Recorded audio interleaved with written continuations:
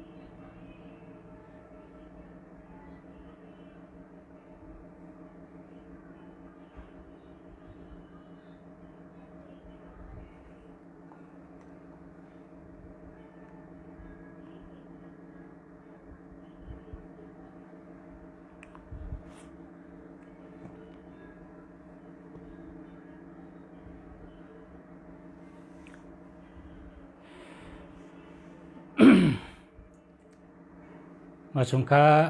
เมื่อในหกข้อขาดลาดว่าออกหวาเย้านะครับเนาะเพราะว่าออกหวาเย้าในรถแล้วทางห้างเยอะรถแล้วขาดเดลาดในสองลองหนึ่งเป็นป้ายอยู่ลีลองหนึ่งซ้ำเป็นลองเฮิร์นสองลองไว้ครับ ป้ายอยู่ลีในเขาคาอะไรกับขึ้นเฮ็ดมาในเขาเจ้ารัดว่าเพราะเขาอยู่ดีกินหวานอายุยืนยาวแก่นแข็งแห้งใหญ่อยู่ตาเฉบไหนล็อกลายมันได้มีอยู่3 ข้อครับล็อกลายมันมี3 ข้อเปิงมันล็อกมันลายมันลองจ้างตื้อกำเพราะเขาเป็นคนอยู่ดีกินหวานและแก่นแข็งมีแห้งต่ออาศักยืนยาวอาศักยาวก็แก่นแข็งแห้งใหญ่มีโอกาสสังในล็อกลายมันแบบเขาลาดไปมี3 เมลครับล็อกลายแต่เตตื้อกำเฮ็ดจอมในมี3 เมลพอเผาเฮ็ดไรก็นั่นแต่ไรก็เลยเฮ็ดไรก็นั่นแต่หลีเพราะว่าเพราะเกี่ยวกับรายการอันคาติลาดนี่ก็ย้อนให้พ่อแม่พี่น้องเขากดแชร์กว่านำกดถูกใจแล้วก็กดแชร์ส่งบันได้ก็นำก็คาติลาดคำนี้ได้เป็น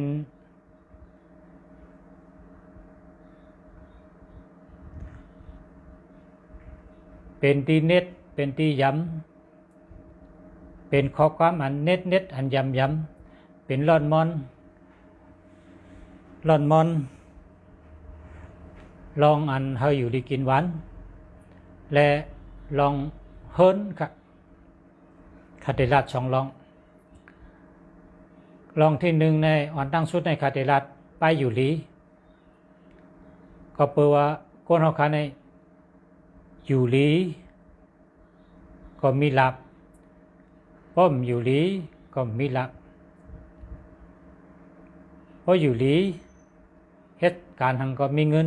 ไหลเงินป้อมอยู่ลีในการก็มจังเฮ็ดเงินก็มจังไหลค่าอาศักใหญ่ก็ค่าตูทบลองว่าป้ออยู่อำลีในเป็นตั้งยุบย้อมกูปึงห้อยในไหลหู้ตูทบจังนั้นเพราะอยู่ดีกินหวานในลาบลีห้อยในไหลหู้จังนั้นเพราะเฮาอยู่ดีกินหวานนะให้การสังก็ไหลเงินกุมเดียวเพราะเฮาอำอยู่ดีในการก็เมาเงินก็เมามันเอามไรค่ะการก็จังเฮ็ดเปิ้นเงินก็หัดทับก็เพราะฉะนั้นแหละลำลองทนลำลองเตะๆเราได้อยู่ดีกินหวานค่าขึ้นคุกจะไรผู้ทำเงินรายการเฮาที่ค่าฮักและนับถือกูก็กูก้นกูก็กูเจ้าค่ะนับถือกูก็ค่ะนับย้ำใหญ่ๆน้ำกูก็กูเจ้าค่ะชูเจ้าก็เป็นคนแรดกูก็เป็นคนรักกูก็เป็นคนมีตั้งหูกูก็เป็นคนมีตั้งหูใหญ่ตั้งหันน้ำกูก็กูเจ้าค่ะข้าก็ยุ่มย้ำว่าชูเจ้าเป็นคนมีตั้งหูใหญ่ตั้งหันน้ำกูก็กูก้นอยู่ข้าก็ยุ่มย้ำว่าชูเจ้ารักแหลมและฮักตัวคิงเจ้าเก่าและฮักป้ายมักมีเจ้าเก่าอยู่ก็เพราะฉะนั้นข้าเตียวลองป้ายอยู่ลีแลตั้งป้ายมักมีเจ้าเก่ามาต่างรัดเมื่อไหร่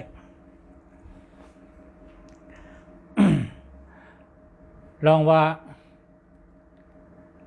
เฮาอยู่ลีกินหวานในข้อที่1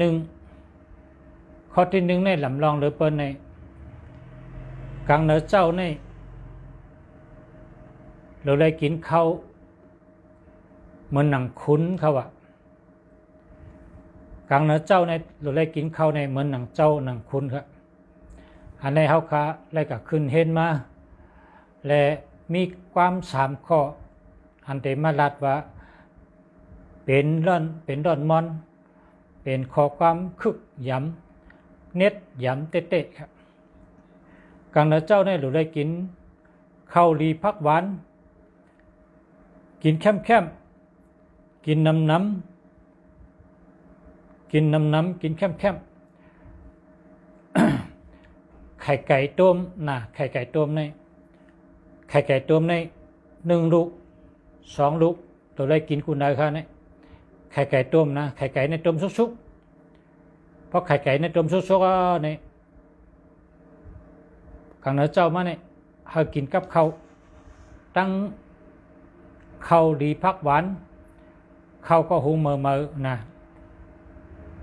อย่าไปกินข้าวเย็นอย่าไปกินพักเย็นข้าวก็หุงเมื่อพักก็หุงเมื่อไข่ไก่ก็ต้มเมื่อนะมีเนื้อกินเนื้อมีปลากินปลามีหมูกินหมูมีไก่กินไก่กังเหนือเจ้าเนี่ยเรากินน้ำเพราะว่าก็เลยหลุดห้ามกังเหนือเจ้าปะไหนก็นั่นเป็นย่อการนำเขาสลาบุญลงที่เมืองกอกในรัฐว่ามีมนเจ้าหมังป้าในมนเจ้าหมังป้าในเขาเจ้าซุ่งซ้อมเหนือครับซุ่งซ้อมเหนือ1 วันในซุ่ง1 ตา1 วันในซุ่ง1 ตาซุ่งใจซ้อมเหนือครับซ้อมวันก็ซุ่งยาวกันนะซ้ำอยู่ดีปีชานหรือเปิ้นตัวคิงก็ซ้ำมังคังสีช่างสีเสาเหมือนเปิ้นแก่นแข็งมีแห้งเหมือนเปิ้นย่อกาก็เป็นเชเมลครับอันนี้เป็นมนเจ้าเขา อันอยู่ที่ในเมืองเป็นจ้างเป็นกำเนี่ยซุ่งกลางเนื้อตาเหลวนะกลางวันก็ซุ่งเฮ็ดอันตกอยู่กับเจ้าในเขาเจ้าเนี่ยไม่ย่อกาสังนะครับก็ในพอเขาขับเป็นก้นเขาขับเป็นก้นนุ่งโคสองแขนนะครับเขาขับเป็นก้นนุ่งโคสองแขนในเขาดูมีแห้งตัวแห้งเจอหรือไรไว้ตัวเกี่ยวเจอเกี่ยวหรือไรไว้เจอซื้อเจอสว่างจังไกมีหลับหรือไว้เจอเกี่ยวจังไกอยู่ดีกินหวานกับในเขาดูเฮ็ดกินข้าวดีพักหวานกลางเหนือเจ้าในพักอันไหนมีเอามากินป๊บเปลี่ยนได้ในให้อะไรกิน5 มื้อค่ะพักเนี่ยไข่ไก่ต้ม2 ลูกเนื้อหมูเนื้อไก่ปลาผักเขียวนะ6 มื้อพักในให้มี5 มื้อ6 มื้อกลางเหนือเจ้าเนี่ยนะกินบันเจกินบันทัดวิตามินให้มีเจพักในเฮ็ดน้ำกลางเหนือเนี่ยกินน้ำอย่าพอกกลางเหนือได้เลยกินอิ่มกินเตี๋ยวเอาไหนออกเขาหยานเขาปิญญาเขาก็เล็ดสติปิญญาเขาก็เล็ดตัวคิงเขาก็แข็งแข็งถัดน้ำถัดลิ้นถัดลมถัดไผ่ในตัวเขาก็หนีว่าป้าพร้อมกันพดอันเป็นห้องว่าวิตามินกูไม่มีนั่นวิตามินปี1ปี2ถึงปี12เนี่ยมันเจหมดค่ะพอกินพัก6 มื้อเนี่ยกินพัก5 มื้อ6 มื้อเพราะเป็นไรกลางเหนือเจ้านะ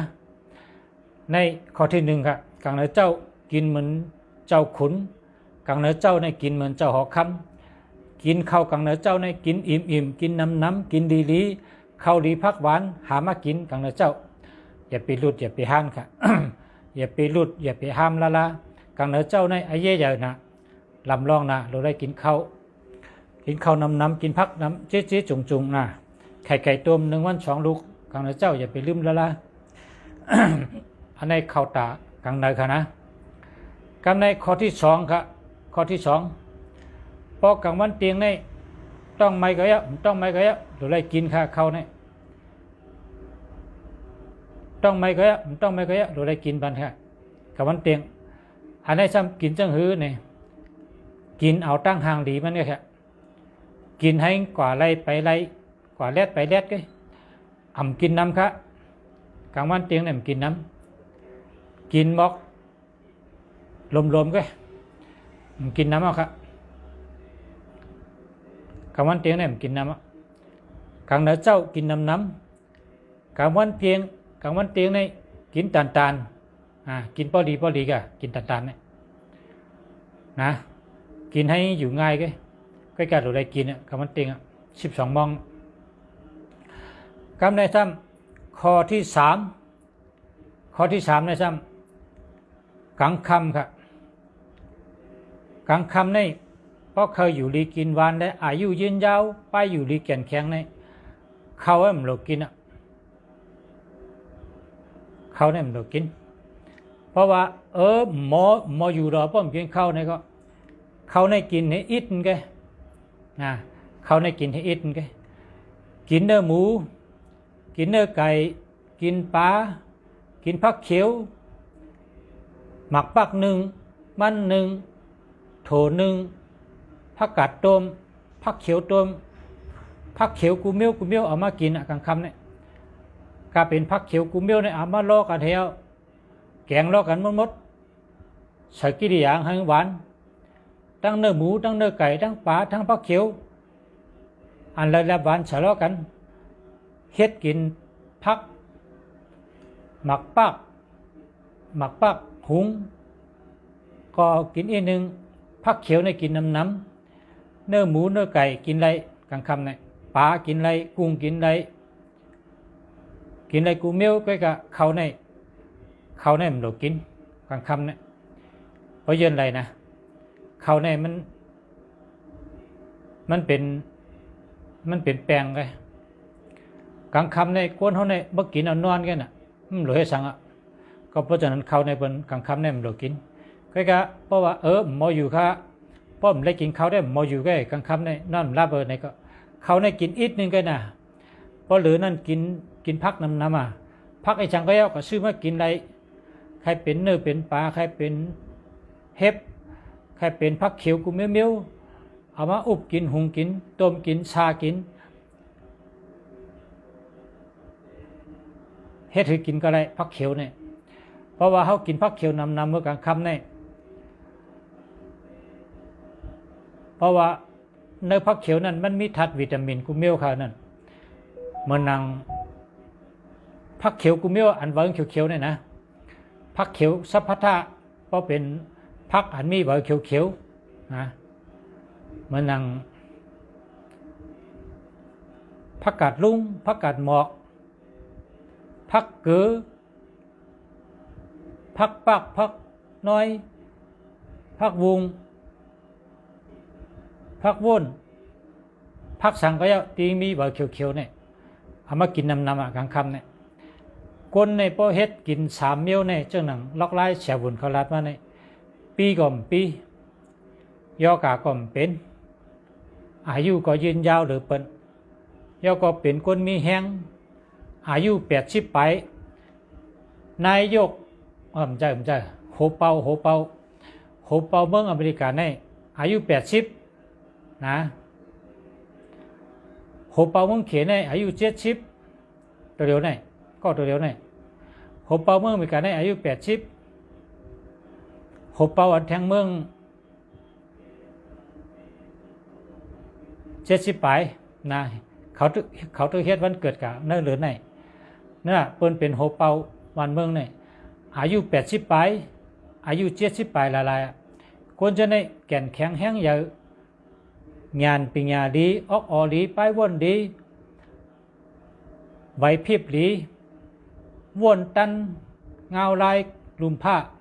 วนตันเงาลายในเมืองนอกเมืองวนตันกูไปอายุ80ไปเปิ้นตึกเป็นโฮเปา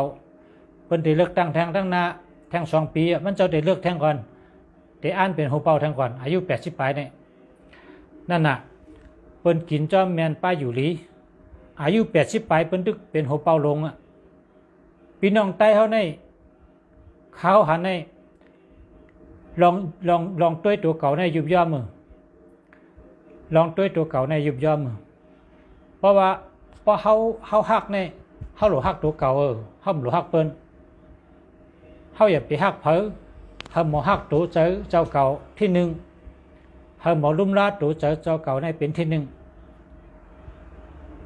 เฮากินมันหนังลุงแสลาดในกลางเนอเจ้ากินลีกินหวานกินเหมือนเจ้าเหมือนขุนกลางวันเตงกินตานกลางค่ำกินพักน้ำเฮ็ดจังได๋เนี่ยอายุ80ปลายในเปิ้นตึกเป็นโฮเปาไรคนเฒ่าใต้เฮาในคำพ้องอาสัก50 60กันนอนจอง กันนอนจองก็ว่าอาโลแหงยอมหนาลูกหลานแหงยอมหนาตัวเดียวเนี่ย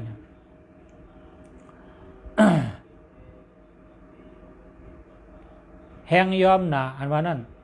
มันปองว่าทัดกูปลายเนี่ยมันยอมเนี่ยทัดน้ำทัดดินทัดลมทัดไฟในตัวในยอมก็เปือหังก็เปือห่มไรลุ่มลาดตัวเขาห่มไรลุ่มลาดตัวเขามังก้นมังก็ในตาตัวเก่าในมีแหงก็กินนั่นมีถั่วเน่าก็กินถั่วเน่ามีอีกเม็ดก็กินอีกเม็ดมีผักกาดชมก็กินผักกาดชมกินเฮเมียวเลียวเฮธาตุวิตามินในมีเมียวเลียวกันตั้งเข้าให้เย้ากว่ากันในปุนพรจะนำปุนพรจะรู้หลอมลุ่มล้านลูกหลานวะลูกล่างวะก้นเนื้อเฮิรนวะนาการต่างงานนี้กูลองกูไปวะทำเฮ็ดหรือกูเมียวตั้งกินกินตีนตอนเพราะฉะนั้นเนี่ยทัดในตัวเขาในมันโดดทัดกูไม่เมียวนะทัดในตัวเขาในโดดทัดกูไม่เมียวกินเนื้ออะไรกูเมียวกินปลาอะไรกูเมียว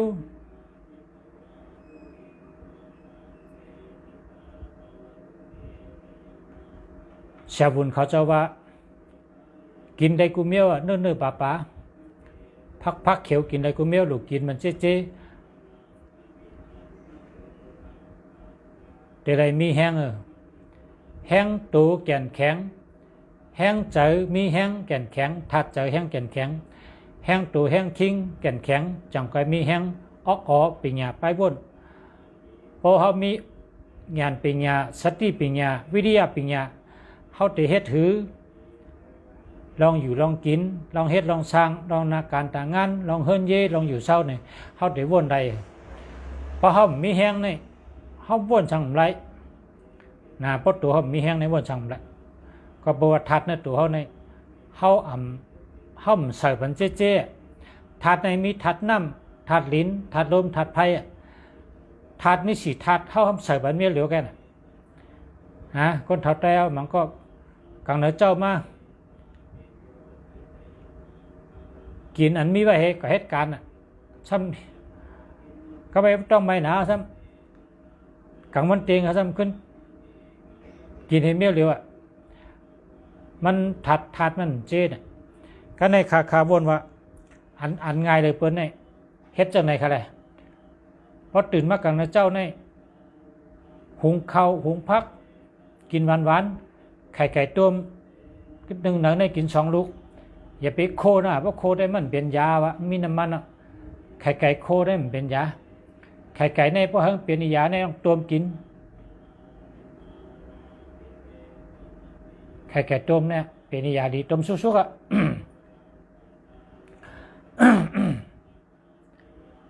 ต้มไข่ไก่หนึ่งก้อนในกิน2 ลูกแล้วก็ข้าวดีพักหวานเขาเฮ็ดมากเฮ็ดหลายเมี่ยวก็ได้กำเขาบองเป็นได้ก้อยกาก้น1 ก้อนในเรากินไข่2 ลูกไข่ไก่เนี่ยนะไข่ไก่2 ลูกไข่เป็ดก็อะไรเพราะมีเป็ดในลาดิมีน่ะไข่เป็ดตั้งไข่ไก่ในไข่เป็ดในดีเลยไข่ไก่ถาดมันก็แห้งเลยไข่ไก่เต้ๆพอเล่งเป็ดเล่งไก่ในเล่งจอมกันไข่เป็ดนั่นแห้งเลยไข่ไก่แทงก่อนต้มซุกๆก็กินงะนะ กินไข่เป็ดก็ได้กินไข่ไก่ก็ได้แล้วก็กินข้าวดีพักหวานกลางวันได้กินน้ำกินเข้มเพราะกลางวันกินตานเพราะกลางค่ำทำกินน้อยๆกินอิดกินข้าวอิดกินพักน้ำนะเพราะว่าเนื้อผักเขียวในมีวิตามินกูเมียวมันเฮ็ดให้ก้นเขาในถ่ายง่ายอยู่ง่ายลมเจอเพราะว่าเขากินเห็นนอนกันนะเพราะนอนเอาไหนนะตัวคิงก้นให้นอนวางไว้จังไหน เหตุการณ์ชังเลยพอกลางคืนในเรากินผักเขียวน้ำแกอันในข้อที่3 ข้อเนาะอันใน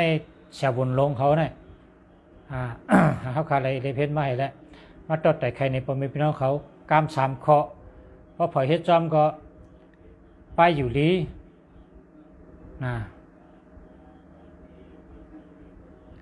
แคมแดบ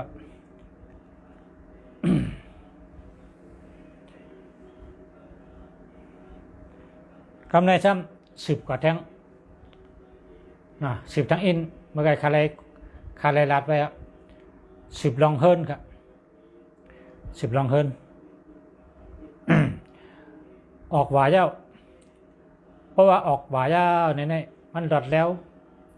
กวนก็ดอดแล้วเจ้ายาหันสังขาก็ดอดแล้วกว่าไรกุฏินะเพราะฉะนั้นออกหวายเย้าเขาก็ดอดแล้วทางห้างเขาขึ้นเมเข่งพาราเขาเข้มเมปัดเมเพียวดุมลาเข่งพาราเขาเข้มเพราะเราซื้อเพราะเราซื้อแผ่นอันใหม่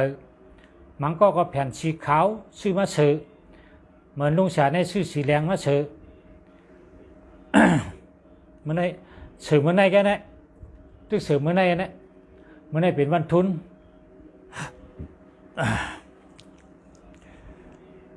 ลุมลาเข่งแพ้นะกันต่อพลาก็กันต่อปอกันต่อเมกันต่อสักกิมีภาพปนาลุงเอากันต่อพระตราสังฆะฉะสมาคุวาจันออกว่าออกสาวโลกกันต่อ คนนี่กุ่งงาปากุ่งหาปาตัวไรหูกุ่งพลากุ่งตรากุ่งสังฆะกุ่งฉะสมากุ่งปอกุ่งเมพอหูเกจูในขึ้นจากมาชุงนะโลไรหูกุ่งเกจูแต่ได้ขึ้นจากมาชุงเฮ็ดต่อก่อมันเฮ็ดการก็ขึ้นจากมาชุง เฮ็ดง่ายหากินง่ายลาบหลีมักมีเงินคำนำกินเชียงดุมเชียงอาโลสันตะเปว่าเปจุงโลยาสันตะเปว่าเปจุงกุเมียวเฮาโลฮู้กุงเกจูอันที่หนึ่งเป็นเกจูแม่เฮาเพราะเผยมีแม่กันต่อแม่เฮาในเกจูใหญ่เลยเปิ้นที่หนึ่งน่ะพอเฮาตึกมีแม่เนี่ยเฮาโลกันต่อแม่เฮาที่หนึ่งเฮาโลกันต่อแม่เฮาเนี่ยแม่เฮาในกุงใหญ่เลยเปิ้นแม่เฮาในเป็นปัทมาเสียสั่งสอนเฮา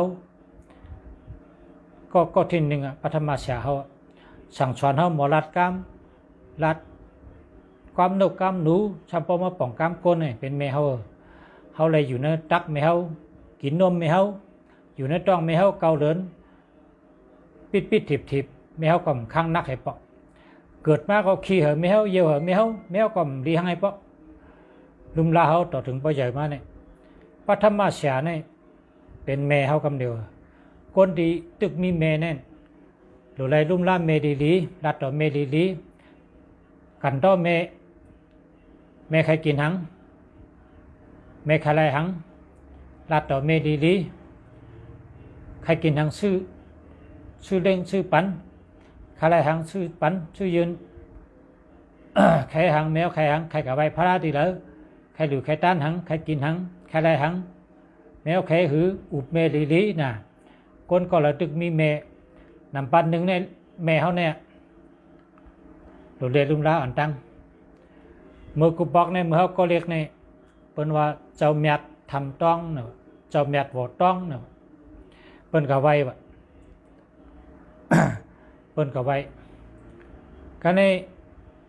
คนที่บ้านเขาในชื่อกล้วยหอมมังหางลีน่ะชื่อกล้วยหอมมังหางลีเอากระดูเจ้าเมียดก็ได้เมย์เขาสัมพันธ์เมย์เขาว่าอ้าวกล้วยในกอบใหญ่ว่ากอบใหญ่เนาะหางลีแกะเนี่ยน่าจะในเมย์เขาในแค่ว่าได้ผ่าเอาหลูเมย์ให้ครึ่งเอากระดูเจ้าเมียดครึ่งแค่วันนั้นก็ไม่เท่านั้นบ่นว่านะก็ในลูกยิ่งเนี่ยเอากระดูเจ้าเมียดทำต้องเนี่ยบนห้องเพราะก็ขึ้นจ้องกับในเจ้าเมียดนี่เพราะหลูยาวต้านยาวเนี่ยเจ้าสั่งเขาเอามีดในมาผ่าเฮ็ดสองครึ่งว่ากล้วยเนี่ยเอามือปั่นเมชูขึ้นครึ่งน่ะเมชูก็ใครกินเขาเจ้าเตี๋ยวไว้ครึ่งลูกยิงก็จะเตี๋ยวไม่เฮาก็หันตักเมื่อไงแต่มันว่าหังก็ว่ากล้วยในหังดีจ้างว่าในมันก็ขึ้นหิวมาปั่นแมวต้องใครกินกล้วยเนี่ยใครกินเนี่ยกล้วยหอมเอากระดูนั่นนะอ้าโลหังเลียใครกินเนี่ยต่างปอกเมื่อหันชื่อมาแทงมันได้ชื่อนึงว่าในเจ้าเมียดเป็นป้าหัวว่าแมวใครกินเจ้าเมียดในขึ้นเจ้าสั่งเขาเอามิดผ่าครึ่งเฮอะไรมาขึ้นครึ่งกอบมือแมวนี่นะกินในขึ้นปั่นแมวกินในหรือแมวในนี่เจ้าเมียดในจำป้าหูนะเจ้าเมียดจำป้าหูเอากล้วยหอมในกระดูเอาครึ่งเลยแต่ครึ่งเอาขึ้นมาปั่นแม่เขาขึ้นเมื่อเรื่องหลอนเนาะเจ้าเมียดทำต้องเนี่ยเขาก็ยำกับไว้เขาเป็นลูกอ่อนแฮะ แล้วกับไว้แต่หัน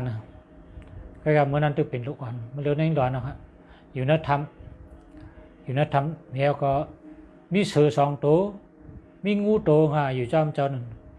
งูก็ตัวใหญ่ว่าจะข่อยไว้นั่นนะพอเขาแตกกับปืนมันเนี่ย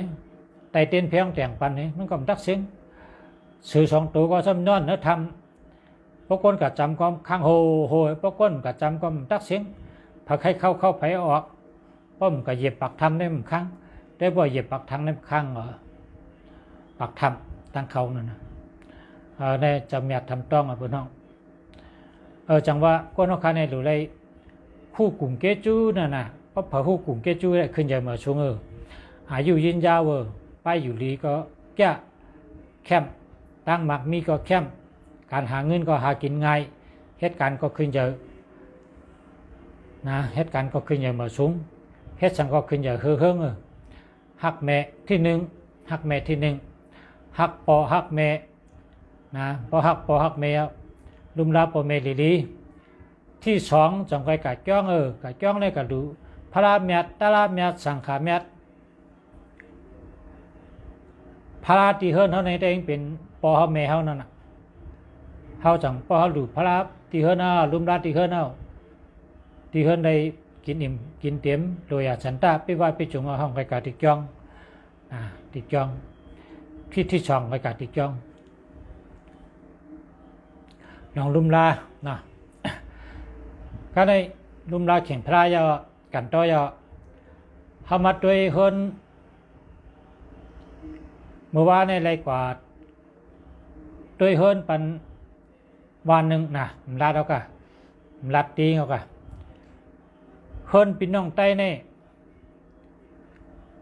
เฮ็ดเฮิรนคันไหลในคันไหลตั้งคืนในโคไหลแนวบนห้องเพราะเอาตีนกับตั้มในปลายตีนก็ป้นชนตีนก็ป้นจะไหนพอเฮ็ดเฮิรนจะไหนเนี่ยผ่านต่อเจอพอมีพี่น้องเขานะพอเฮ็ดเฮิรนกลางไข่แคบเพราะว่าสิกคูไหลมาเนี่ยเล็กหนาไหนเนี่ยพอเขาเอาตีนเขากับตั้มเหรอเนี่ยพอตีนเขาในป้นสิกคูไหลนะผ่านที่เดียวเนี่ยต้องเวลาเพราะเขาเป็นชัดเทเพราะเขาเป็นก้นมักก้นมีในสิกคูไหลในเฮ็ดแป้ใหญ่ๆเพราะเขาเอาตีนเขากับตั้มเหรอเนี่ยเขามันหรือตีนตั้งชวนก็หรือตั้งปลายก็หรือจังนั้นจังกลายเป็นเฮิรนชัดเทนะต้องไว้กันกูก้นอันในเมื่อว่าเนี่ยอะไรกะจัดรายการวันใต้เหรอหลังเฮิรนได้มีอยู่เพิ่นว่ามีเป็นปากสองปากหลังเฮิรนได้เพิ่นก็เป็นเฮิรนใหม่หลายมุงค่าหลายมุงเรียกก็มีอยู่แต่เป็นเรียกเมื่อก่อนเมื่อน่ะเรียกว่าหองวันเก่าเก่าก็ในก็ขึ้นเฮิรนเลยก็อันสิกคูไหลเขาเนี่ยมันมีแผ่นเดียวกันเพราะแผ่นเดียวในพวกเขาตีนกับตั้มเหมือนในปลายตีนเขาก็ป้นชนตีนเขาก็ป้นตีนเขาในใหญ่หรือแป้คูไหลเขาก็ว่าชูเจ้าอยู่มาในเฮือนในกะเฮือนโอ้เดี๋ยวมือปานปอเท้าและปานปอปานเมเขาแต่ถึงว่าปานเท้าใน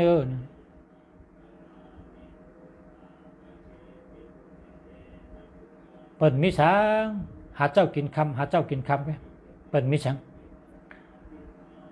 กันในลุงชาขอลาดว่าสิกคูไหลในนะสิกคูไหลในก็ซื้อแปลนมาเอาแปลนแป้ใหญ่มาเฮ็ดใหญ่บอกกะฮือเนี่ยเฮิงใหญ่หรือผัดดินชูเจ้าเนี่ยเพราะเอาผัดดินตั้มใส่พวกนี้เฮิงหรือกูภายก็เปียโคไหลนั่นเฮตั้งเฮเปียงอย่างเหมือนจังเหือเนี่ยเหมือนโคไหลจ้องกัดด้วยโคไหลจ้องเนี่ยชิกอย่างชิกดงพวกคนกับขึ้นจ้องเนี่ยเอาตีนกับตั้มได้ละโคไหลจ้องเนี่ยชิกอย่างนะก็ในพวกคนกับจ้องเนี่ยเผยก็ใครดูใครไว้เผยป้าเงินก็ใครดูเผยป้าเงินก็ใครดูก็แปลว่าจ้องในเป็นเฮ็ดแมนเมียวมันเนี่ยพี่น้องไต้เขากูเจ้าเครือบาดไต้พี่น้องกูก้นเจิญทำรายการเพราะเผยด้วยโคไหลเผยโคไหลมันโคไหลสิกโคไหลนั่นสิกโคไหลเนี่ยให้เปียใหญ่ก็เฮดีกันนั่นชูเจ้าแต่ไรบักแต่ไรมีเป็นสัตเทกำในซ้ำนับด้วยสิกคูไรชูเจ้าในป้องกบเป็นคูไรผีป้องกิกเป็นคูไรก้นต้องไว้พอมันกิกเป็นโคไหลก้นพอมันกบเป็นโคไหลผีต้องไว้นับตัวพอนับยางขึ้นก็เอาตีนขอนใช้ในยางขึ้นอันตั้งเอาตีนขอนใช้ในยางขึ้นตั้ง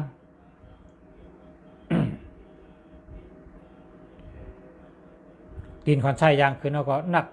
1 สองสามสี่ห้าหกเจ็ดแปดเก้าในกี่กะในแต่แคม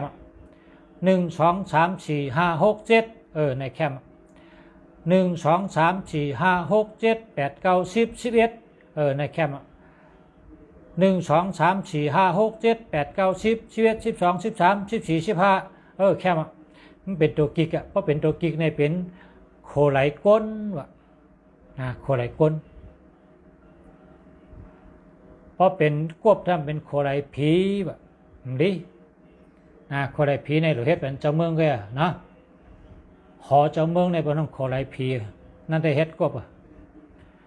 ผีในเขาไปบนก้นของเขาจับบุ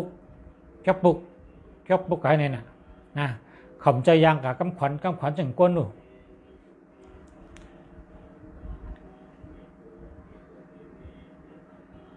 ก็เพราะฉะนั้นแหละโดยเฮินเผยเฮินมันโคไหลนะโคไหลใน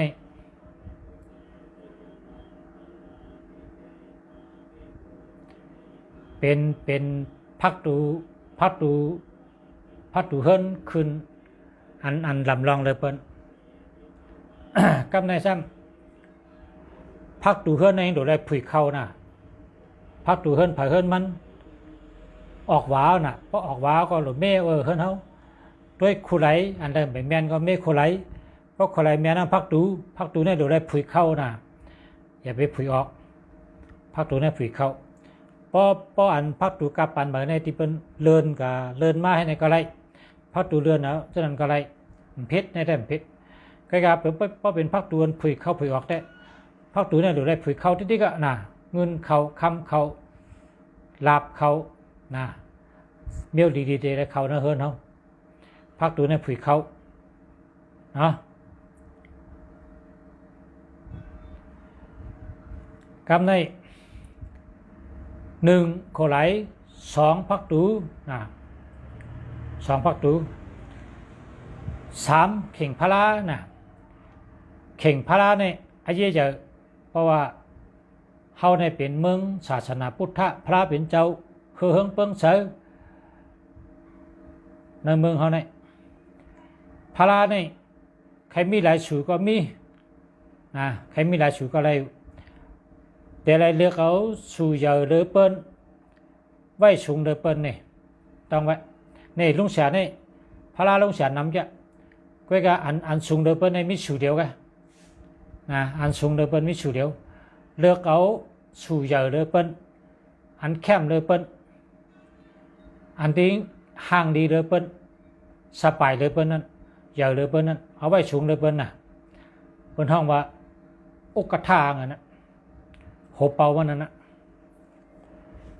เหมือนจังเขากัดจ้องนั่นเพราะกัดจ้องเนี่ยมีเหมือนเจ้านั่งสูงเลยเปิ้นจ้าเพราะเหมือนเจ้านั่งสูงเอาเหมือนจ้างก็นั่งแต้มอีกนึงเจ้าสางก็นั่งแต้มอีกนึงกับปีก็นั่งแต้มแทงก้นเฮิรนก็นั่งแต้มแทงเนี่ยเพราะมียิ่งในเปิ้นบัดขึ้นสูงมียิ่งในขึ้นขาป้านก็ไรเข้าเนื้อสิมก็ไรนะเข้าเนื้อสิมก็ไรขึ้นขาป้านก็ไรมียิ่งเนี่ยเปิดจันเปิดจันมันเปิดเฮ็ดไว้เพราะเป็นเข่งพระที่เฮิรนเขาก็รู้มีพระสูงหรือเปิ้นสูงหนึ่งเพราะเหลือนั่นก็พระแทงตั้งนำก็ไว้ด้านเดียวกันเพราะเป็นเจ้ายานตาเจ้าอุปกุกเจ้าศิวลีเจ้าสังเกตเจเขาก็ไว้ด้านหนึ่งเป็นคนคำเจ้าเสือขันผ้าเจ้าสามลงผ้าเจ้าผ้า30 ใบ 3 เจ้าเขาก็ไว้ทางด้านหนึ่งเป็นเจ้าเสียเฮาอันเขาก็ไก่เขาก็ไว้ด้านหนึ่งไว้จันเผยจันมันเป็นคุณผีคุณช้างคุณชิกยาเจ้าประเงินเจ้าประคำไว้จอมกันทั้งคนคำไรเจ้ายาหันตาเจ้าปะกุกเจ้าศิวลีเจ้าสังเกตเจไว้จอมเจ้าเสียต่อเขาก็ไรไว้จันเดียวกันก็ไรนะก็กะพลาเนี่ยหรืออะไรไว้พลาหลายจันหนึ่งเจ้ายาหันตาเจ้าเสียคุณคำคุณผีจะไหนเจ้ายาเช่จะไหนไว้แทงด้านเดียวกันได้เนาะในลายจัดเข่งพลา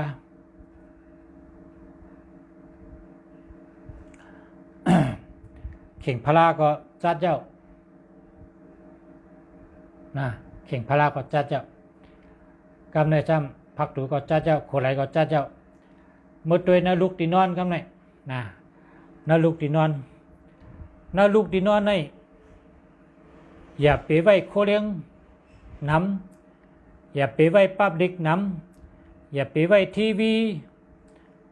อย่าไปไว้เครื่องเจ้าไฟฟ้าอย่าไปไว้อันเมลห่างอันดีโกดีกากพันกันตึกกันยื้อกันจะได้อย่าไปไว้มันหนังเขาโนกเขาโตเขากวางเขาเยื่องเขาพันจะได้ดีไว้ละก็แปลว่าเขาแหลมในห้องนอนเนี่ยดีมิสังในห้องนอนเนี่ยหลุดไรไว้ตีนอนเนี่ยหลุดแก็บไปมันหลุดกว้างหลุดแก็บแล้วก็เฮ็ดให้หมดเสือตีนอนเนี่ยตีเก็บโคก็ให้มีตีหนึ่งพอเผอเก็บโคในห้องนอนนำเนี่ยมันปอกทีนี่มันปอกเคยปอกทีเพราะเคยได้รับก่อนเยอะเพราะเคยได้รับก่อนเยอะกำใหญ่ๆนี่ในห้องนอนเนี่ยเปิ่นไว้ฉังสะอุกก็เปิ่นไว้นำชุดก็หาปั๊บก็สะอุกเนี่ยเปิ่นไว้ห้องนอนก็จะได้เป็นห้องนอนห้องเก็บโคก็จะได้เป็นห้องเก็บโคก็แต่พอเป็นก้นนอนในกูในก็แต่กูเต็มเลยไม่สังแต่ได้ปังช่างล้างมดเฉลีเพราะสุเจ้าโดยวิดีโอเมืองเขเนี่ยนะคนเอาคำเขเนี่ยมีมันก่อนน้ำเจิงมันก่อนน้ำตีอยู่มันก่อนน้ำก้อยกะคนเอาคำเขเนี่ยโคมันในกับไว้ตีไงตีอันคนเอาคำเขนอนเนี่ยตีนอนมันเนี่ย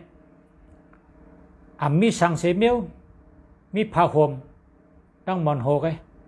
ในลูกนอนคนเอาคำเนี่ยมีสังให้เมียวนั่นน่ะเป็นเฮ็ดในก้นเมืองเป็นสั่งสอนก้นเมืองเฮาเจอคือเป็นขึ้นใหญ่เฮาลูกหลานเป็นขึ้นใหญ่เฮาเจอจัดเป็นขึ้นใหญ่เป็นสอนเนยเป็นเฮ็ดเนยพี่น้องไต้เฮามันจะพี่น้องไต้กูเจ้าคืออันทำลุงเสียเนี่ยอยู่เฮามันแมนโคไหลก็ขาดหลัดเนียว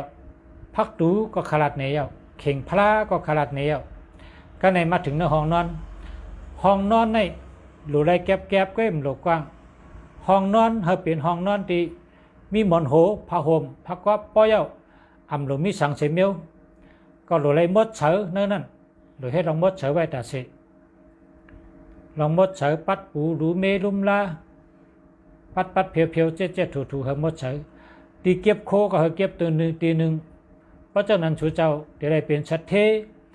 จะได้เป็นก้นขึ้นใหญ่มาสูงมานังพี่น้องเคในอาเซียในเอเชียตะวันออกเฉียงใต้ในพี่น้องเขในเป็นขึ้นใหญ่ไหนเอามาเร็วเป็นขึ้นใหญ่มาสูงนะก็ประมาณเมืองเป็นเนี่ยสุกซักได้เป็นชึกเป็นเชื้อย้ำการเปตังกาลาเป็นเอามาป้อเห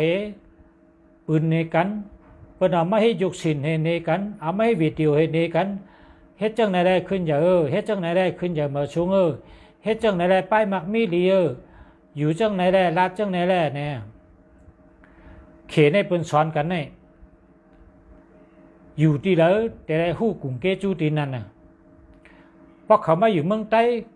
นะเป็นสอนกันมาแล้วเขในแต่ได้หู้กลุ่มเกจูเมืองใต้แต่ได้ฮักเมืองใต้แต่ได้นับถือคนเมืองใต้แต่ได้จอยเหลืออยู่วานกำวานอยู่เมืองกำเมืองจอยเมืองใต้เพราะเป็นพี่น้องเขในเป็นรักแหลมเป็นมีทั้งหู้มาปาเนื้อขอว่ากำเดียวโดนน้องตาเขาชุมเราเป็นห่วงเป็นสอนมาตั้งกามเขเป็นเรียกลายมาแล้วตั้งดิกก็เป็นให้ออกยกสินก็เป็นเปี้ยออกนะพอมาอยู่เมืองไทยก็แต่ละคู่กลุ่มเกจูเมืองไทยนับถือเมืองไทยอยู่ยามเมืองไทยจอยเหลือเมืองไทยนะเตอำได้เต็มได้เป็นคนใจเก็บว่าขับเป็นเขียวขับมิเจอเขียวในเต็มได้ว่าคำว่าเขียนใน เขามาอยู่เมืองไทยเนี่ยเขาเป็นชัดเทเขาเป็นตำรวจเขาเป็นทหารจ้างสูงซึกสูงเขาเป็นนำหนักเพิ่นก็ยุ่มยำใจเขาเปิดว่าลิกในมันกว่ากูเมืองในเมืองไทยในเปิดมาปิ่นเป็นลิกไทยก็มีหนังนั้นเปิดเทออกมาวิดีโอเปิดเทออกมาเปิดมาปิ่นเป็นคำไทยขึ้นดัดในกันก็มีเปิดสอนกันขึ้นใหญ่มาสูงเขาโหลไรเลเพนเขาโหลไรด้วยเปิดว่าเมืองเราแลขึ้นใหญ่มาสูงเขาก็โหลดด้วยเมืองนั่นเฮาก็เก็บเอาปิญญาเขามาเจอเป็นเนื้อเจอจ่าเท่าก็เป็นก้นเครื่องหนึ่งเขาก็โดดแหลกลายแหลกเป็นแหลกลายอันใดดีเอาก็เอาอันใดอ่ำดีมันขึ้นกับมันขึ้นใหญ่ปล่อยก็ปล่อยวางก็วางวางลงแปดเมื่อไหร่ที่มันขึ้นกับมันขึ้นใหญ่ปันพรดีแต่ตัวเก่าก็มีแต่เจอจัดเจ้าเก่าก็เป็นปะเนี่ยไปมังมีเจ้าเก่าก็เป็นไปอยู่ดีเจ้าเก่าก็เป็นแต่เจอจัดวันเมืองก็เป็นปะเนี่ยปล่อยโลกคัดเจอหาตั้งหู้เล็บเห็นเฮาก็เอาอันดีๆเปิ้นนั่นมาลัดในกันมาอุบในกันมาเฮ็ดตัวทบ เปิ้นเฮ็ดเฮาเฮ็ดปอตัวเฮาเฮ็ดในแก้เลยเปิ้นเฮาก็เจอเปิ้นในเปิ้นมันเป็นใจเปิ้นตัวเฮาแน่แหละเฮาหลุดเจอตัวเฮาขึ้นเฮ็ดขึ้นตั้งเรียนอันหล่อนเรียนในกำพาในเมืองเขตในเฮ็ดออกซัมปอได้ชงกับใครเมืองอเมริกันเมือง เยอรมนีเปิ้นชงกันในเปลี่ยนป้ายมักมีลงเธอในตั้งเด่นลูกอ่อนแกนะตั้งเด่นลูกอ่อนในหันเฮ็ดในเมืองเขตนี่ชงกับใครนอกเมืองค่ะในตั้งเด่นลูกอ่อนในมาลิกิก๊อกเพราะเขาหันนั้นที่เป็นการ์ตูนน่ะจูบาแมนว่ะกาแต้งว่ะกองตักว่ะอันเป็นก่ออะไรนั่นเปิ้นเฮ็ดเมืองเขตขายเมืองอเมริกัน ปลายมักมีเมืองเขตเนี่ยขึ้นก็เพราะว่าเปิ้นเอาอันมีพรดีเฮียมาสอนกันมันคึกมันคล้ายเฮ็ดตั้งดีลูกอ่อนเนี่ยเฉพาะเป็นชัดเทลงในเฮาว่าเฮ็ดน่ะเป็นหยังเมืองเปิ้นกูเมืองละขึ้นใหญ่เมืองสิงคโปร์ขึ้นใหญ่เลเพนได้เมืองดูไบเป็นเมืองชัดเทเลเพนได้เมืองเขเจ้าจัดเป็นขึ้นใหญ่มาสูงเฮาก็เลเพนได้ เฮาโหลดรัดกรรมเฮาหมออยู่หมอลัดหมอเฮ็ดหมอช่างหมอกว่าหมอไปหมอเข้าหาออกเปิ้นหมอกับสืบเปิ้นหมออยู่หมอเศร้าหมอปกป้องน้ำกัดตัวเจ้าเก่าเฮาตัวต้นขึ้นอย่างมาสูงกูปีกูวันกูเลินกูยามตั้งหูอยู่ที่เฮาหาพอหาทางใดติดๆกันในตีนอนดาเจ้าเนาะโคไลก็ลาเจ้าเข่งพระก็ลาเจ้าพักดูก็ลาเจ้าตีนอนก็ลาเจ้าการได้ซ้ำก็ทางตีงวะก็ทางสองตีทางขี้ครับทางขี้ในเฮิรนเผยเฮิรนมันมีกูก็ทางขี้เนี่ยก้อยกะทางขี้ในหรือไรไว้เตรียมเลยเฮิรนน่ะต้องไว้กูก็กูคนน่ะปืนทางขี้ทั้งปืนเฮิรนในประวังสูงเลยเฮิรนในผ่านติ๊กๆกันในมีได้ต้มต้อนได้เผยก็ยาวด้วยทางขี้เผยทางขี้มันหรือไรเมย์ออกหวาลูออกหวาแห้งก็เลยดอนแล้วลูนะเพราะออกหวาแห้งก็เลยป้อมไปออกหวาเนี่ยไรนี่ยังก็เนื้อหวานะคนถือศาสนาพุทธาเนี่ยเนาะก็ในออกหวาดอนแล้วด้วยทางขี้เพราะหวังเปียงปืนเฮิรนไปไล่ขุดลงแทงจางบนมาขุดเถียเมย์ให้เตรียมเลยปืนเฮิรนทางขี้เนี่ยนะมันแต่ไรเป็นเฮิรนคนมีนะคนมีชัดเทนั้นมันจะว่าเฮ็ดทางให้เป็นชัดเทคนเฮาในมันอยู่ที่อังกาลักษณะเฮิรนเฮาขานตั้งไปในมันเป็นจกเป็นลาบเป็นลาบคนในมันเป็น อันกะหามาน่ะก้นให้เป็นกะหามาเหมือนจังเขากะหาปลาเวลาในตีเตียกเขากะหาปลาเนี่ยเปิ้นก็กะหาปลาเขาก็กะหาปลามังก็ในไรนำย่างหึ่งปลาเนี่ยผมมาหาเธอกินเชียงไรเปิ้นบ่ยังขายังแหงแหวขึ้นกับจังไข่ปลาก็เลยขายกินก็เลยกินเชียงไรขายปลาเนี่ยเขาก็กะหาปลาหามาวันใดก็ไรอีเตอดไรมาก็กินจ้อมไรมาก็กินจ้อมปลาเขาเลยตักแห้งย่างแห้งมีอันเขาปอกขายก็มีเหมือนกันนั้นพอเคินเขาหลีเขาหาเงินใดหาการใดป้ายหมักมีดีป้ายอยู่ดีแค้มหมอหักกันหมออุบกันหมอรัดต่อกันหมอพร้อมกันเนื้อเฮินเป็นน้ำหนึ่งเจอเดียวกันก็เปิดอังการลักษณะเฮินมันแมนนะโดยขไหลโดยพักดูโดยเข่งแพ้โดยห้องนอนโดยทางขี้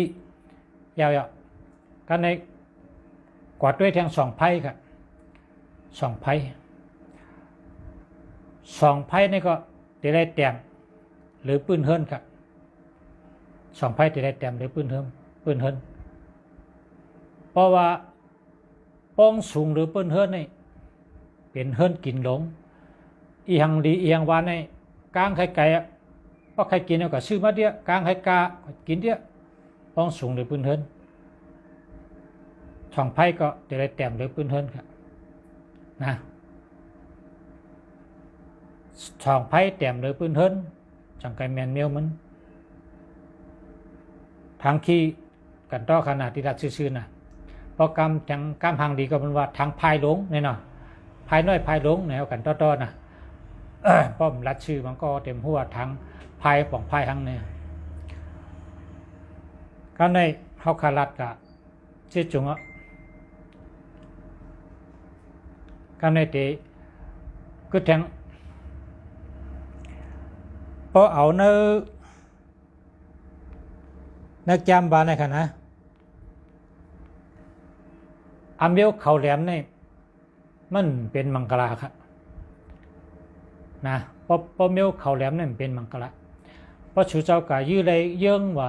พานว่ากวางว่าเนี่ยเอามาไว้ในเฮือนนั่นดีละลาก็เขาแหลม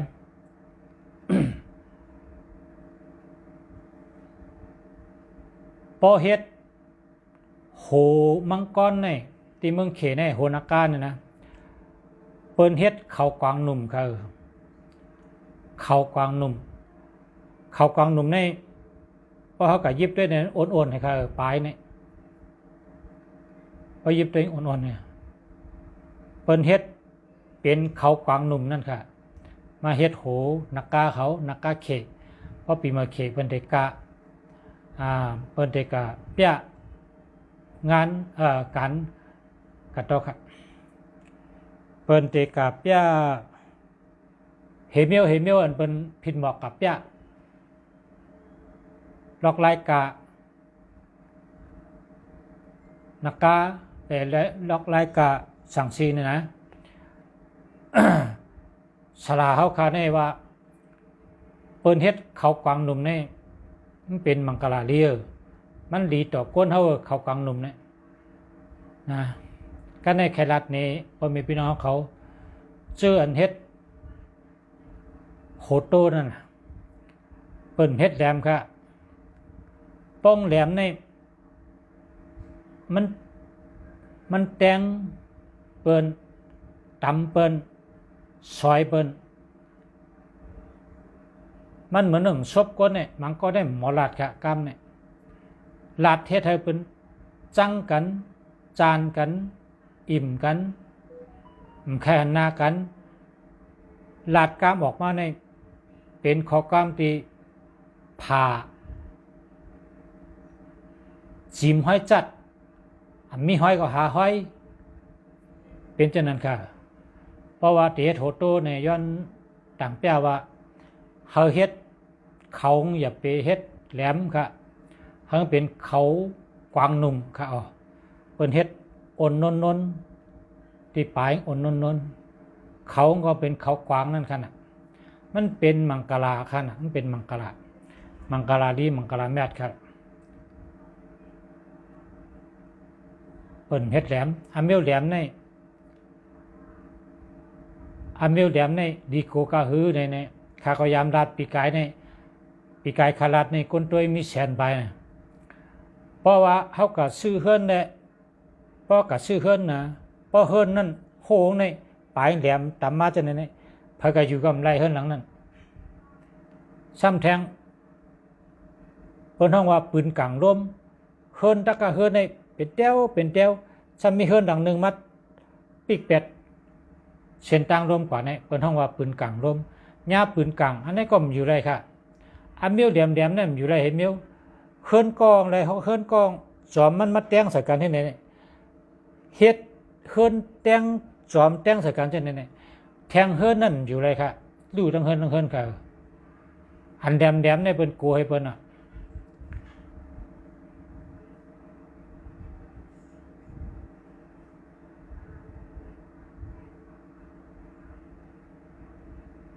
พอเมียวแหลมนี่มันเฮ็ดให้แตกกันจัดแตกกันค่ะพอเมียวแหลมนี่โลเจ้าปิญญาค่ะเพิ่นเฮ็ดเยืองสัตว์ค่ะสัตว์นั้นอันเขาแหลมนั้นเป็นธรรมชาติเขาขึ้นมาเขารู้ไว้ต่อกันค่ะดูก็เพราะเป็นกวางหนุ่มแน่มือเขากวางหนุ่มแน่ต่อพะค่ะเขาเถื่อนยังกดเจ็บเขากวางหนุ่มเนี่ยปกวนกับไรมาเนี่ยก็เปิ้นเอาเขากวางหนุ่มนั้นเมื่อเจเรากินยังเป็นยากันเปิ้นเฮ็ดเขากวางหนุ่มเฮ็ดโถโต้นะอย่าไปเฮ็ดแหลม แล้วก็พี่น้องเขเฮ็ดสังซีนั้นเฮ็ดปากกว้างๆมันได้หากินง่ายครับมันหากินง่ายได้ก็ได้ชบในประเทศกว้างๆเพราะเป็นเครื่องไม้อันเป็นมังกรดีเนี่ยตัวหังก็จะชบในตีเฮ็ดกว้างๆครับชบในเฮ็ดกว้างๆมันปองว่าอันเฮาคันนับถือเนี่ยเฮาคันเป็นเจ้าจัดเมื่อเฮาคันนับถือเนี่ยเฮาได้หากินง่ายค่ะชบในเฮ็ดกว้างๆนะเฮ็ดชบกว้างหมักตาเยอะหวานหูเยอะหวานหูเนี่ยบอกว่ามีสติปัญญาหมักตาเนี่ยบอกว่าพระอาทิตย์ตะวันนะตะวันหมักตาเนี่ยชบหากินง่ายกองขุลังดูได้เยอะนะกองขุลังดูได้เยอะชบดูได้กว้างหวานหูดูได้เยอะหมักตาดูได้ตื่นเฉยไว้เยอะฉะนั้นจังไงแมนค่ะมังกรลีนะอันนี้ในแก้มของจุ้ยเต้ๆค่ะเนี่ยก็เมกันกันร้อยๆอุบกันกันร้อยๆก้อยหึงที่ก้อยเป็นนะเฮาว่าเจอจัดเปิ้นขึ้นใหญ่แล้วเฮาก็รู้เอาลองอันเปิ้นขึ้นใหญ่นั้นมาเป็นตอนสอนเฮาเจอจัดเฮาก็เลยขึ้นใหญ่เหมือนเปิ้นเขาก็ก้นเฮาก็ก้นไปพอเฮาคัดเจออำเป็นได้เนี่ยไม่เห็นเดียวพอเฮาคัดเจอเฮาเป็นได้กุมเดียวเฮาใครเป็นจังห้อมโลเนเปิ้นห้อมโลซิเกเปิ้นห้อมโลมีเจอแป้งจังเปิ้นนั่นล่ะตัวเฮาในลูกก็เฮ็ดได้อันเฮาใครเป็นนั่นอันเฮาใครเป็นนั่นพอตัวเฮาเนี่ยนั่งให้วนนั่งให้เซนั่งให้เนนั่งให้พอใจก็นั่นเกี่ยวก็ไหนนี่เฮาก็ติเหมือนนั้นแกอยู่ที่เก่าที่มีตั้งขึ้นใหญ่หั่นพอเฮาใครเป็นจังเฮาก็ลูกก็เฮ็ดกำเดียว1กึด1หึง1ไป1เจียวฮอดถึงยังหมายนี่พอเฮาใครเป็นจังหือตัวเฮานี่แหละลูกก็เฮ็ดกะฮอดถึงหากำเดียวได้เฮ็ดกันมันน่ะใครเป็นหยังใครเป็นจังหือใครเป็นเมียวเหลอเนื่องจากเฮาวนมาตั้งหือวาสนาป้านี่ก็กว่าเฮ็ดตั้งขึ้นใหญ่ก็เกิดมันมากำเดียวค่ะพอห้อมกว่าเฮ็ดนี่ได้เฮานั่งให้วนนั่นแหละเท่าไรแกคนอาศักมันเป็นเรื่องตาวันนี่ก็ออกขึ้นลอยมาแรงเหี่ยส่องมันก็ขึ้นเตียงพอขึ้นเตียงก็ขึ้นจ่ายขึ้นตกว่า หน้าที่ของมันก็เป็นเช่นนั้นคนตัวมีใจทั้งเสียงก็มันแน่เฮาหลุดแนทเฮ็ดเฮาใครเป็นทั้งเฮาใครเฮ็ดทั้งอย่าเป็นนางบ่นอย่าเป็นนางเนอย่าไปกับเมเปิ้นมันเมมได้ใจเปิ้นของถ้าเฮาเมตัวเก่าน่ะเนตัวเก่าเมตัวเก่าปกป้องตัวเก่าเฮาใครเฮ็ดทั้งลูกก็เฮ็ดกำเดียวเฮาใครเปลี่ยนทั้งเปลี่ยนได้กำเดียวเปิ้นว่าลอยโลนั้นกลางใครสูงอ่ะพอเฮามีอย่างที่1อย่างที่2อย่างที่3อย่างขึ้นกำอย่างวันมากก็ลอยสูงนั้นอยู่แต่ผาดินเฮาก็เปิ้นว่าจังนั้นนะอีหังก็อยู่ที่เจ้าเก่าคัดเจอพอคัดเจอเนี่ยเปลี่ยนได้กุมเมียวเปลี่ยนได้กุมเมียวเปลี่ยนได้นั้นมีอ่ำเฮ็ดได้มันเปลี่ยนแกเอากันนั้นน่ะข้าวยำเลยจุมองอ่ะมาสุงขะพ่อแม่พี่น้องเขาย้อนให้พ่อแม่พี่น้องเขากูก็เจ้าอยู่ดีกินวันให้การขึ้นยามาสุงอยู่ดีมีเงินหางดีขึ้นใจกูก็กูคนเสกรรมค่ะหางดีคือปืนกูก็กูคนท่านเนาะขึ้นจะเฮืองกันกูก็กูคนค่ะขอบใจค่ะเย็นจมนำขาติมาเฮ็ดเกาะค่ะเนาะมาสุงขะ